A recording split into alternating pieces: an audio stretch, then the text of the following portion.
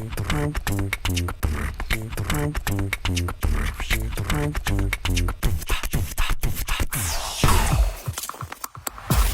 LLC. It helps or enables people progress in their careers. Now, how exactly does this work? Because the idea of career advancement may be unclear to people who believe it's all about hard work. Now, I want you to explain what you do maybe day to day, 9 to 5, to help someone that might benefit from your services understand that it's not all about hard work. Tabitha. I love it. Thank you. I also want to respond to a comment by Jerry. I think Joanne Jerry, right? Yes. And it's a really big one because there's a couple of things I always say. We will all experience bad managers, whether they're like me, right, who started a career as a bad leader, but changed, right, and got to be one of the best leaders. And I have engagement scores. I share them sometimes on my page, right? So I'm not kind of like upping myself genuinely. I'm not trying to do that. My LinkedIn proves it. My engagement scores prove it, that I was able to convert that bad leadership into great leadership, right? So first and foremost, if you are making leadership mistakes, it's okay, right? There is no perfect leader. The goal is to grow. But here's the biggest thing I want to share to people is that you will always hit bad leadership because there is a lot of bad leadership. But the question is, do you have the skills to navigate through a bad leader? Right? And that's one of the things that I teach people is that, so can you create an environment where your leader doesn't matter? Whether your leader sucks or whether they're great, you will thrive. That's one of the best things that top performers know. That's one of the things that I teach. And I'm going to tell you how I teach that to your question. So Stitch My Story, by the way, was formed really interesting. So I left ADP, I was no longer there. And my former boss, one of my bosses, was working for Aon, which is a large consulting company. And she calls me and she says, you got to come work for me. And I'm like, nope. She's like, you got to come work for me. I'm like, nope, I'm done with corporate. And because at the time I was in a place of a lot of unclarity. I didn't know who I was or what I wanted to do with myself. And so she said to me, okay, fine, then just make a company and come, let's do a business to business relationship. And I was like, sure. And since I didn't know the name of my company and I was super lost, I called it stitchmystory.com.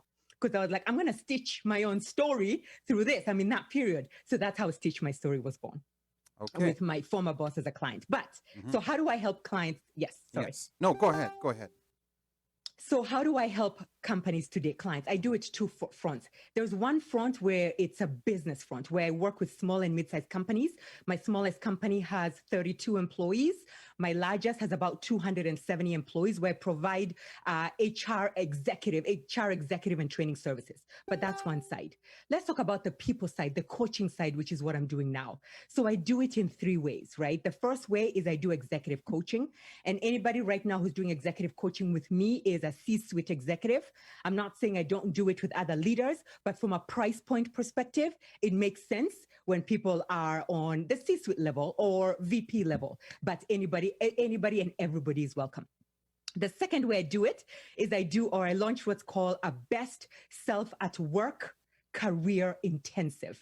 It is a 10-week program where we take people through everything that they need to be successful in their careers and overcome any roadblocks that they may experience. And guys, if you're at the webinar tomorrow, because it's one thing for me to say, but you will hear about the transformation that has happened from people in the class following these formulas, right? So we teach skills like effective or having productive conflict. We teach how to negotiate. Somebody in my class was able to negotiate within that 10 weeks, a $45,000 raise. I'm not making it up. They'll be there this weekend, right? A $45,000 raise. They negotiated that, right?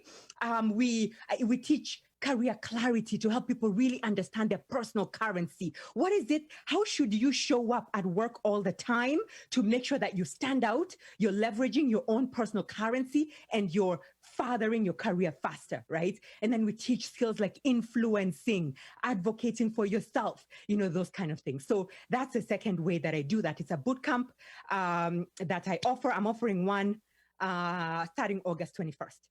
And then the third way that I do that is through candidly is through my free online content. I hope it's educative enough, right? Where it gives people an opportunity to learn and grow. Okay. All right. 45,000. $45,000 So, Ali, raise. Yeah. Ali doesn't know how to negotiate. He might need somebody to speak in Swa for him. No, so you mean like if if I get your services, I could potentially get a $45,000 raise. I cannot promise you some things because there's conditions, but here's what I can promise you. Yes. You may not be able to get it right now if you don't have the right brand reputation, if the right framework is not in place. For her, the right framework was in place. Okay. You can get it through negotiating in your existing job or negotiating when you're trying to get a new job. How many times do people go and negotiate for a new job, get a new job, and you get a 10% raise and you're like, woohoo, right? My argument is if you know your personal currency, you can negotiate for unbelievable numbers. There's right? always fear. There's always fear when But negotiating. 45,000. There's always fear when negotiating that you could She'll get be to there a tomorrow. point. Uh-huh. Yeah, there's always fear in negotiating that you could get to a point where they might say, okay, like we can't afford you, we'll find someone else for this position. When does that ever happen? If someone is of value, right? Because I work with clients on the HR side, especially last year and through my entire career, I've worked with companies to do layoffs, right? And when we're behind the scenes and we're doing layoffs, oftentimes we rarely use last in, first out. In fact, I strongly recommend against the last in, first out formula, unless the last in, first out formula kind of works, right? And being candid, right? So what is the formula that you best recommend? Here's the thing. Your most highly compensated employees, if they are not delivers of value, if they do not have the right brand, of course they're going to be targeted. But if you command a high salary and you demonstrate, the key thing is not that you do great work. You have to do great work. But even more so, you demonstrate your great work over and over and over again, you have no fear. Omoshpaya. Oh, sorry. Go ahead. Sorry.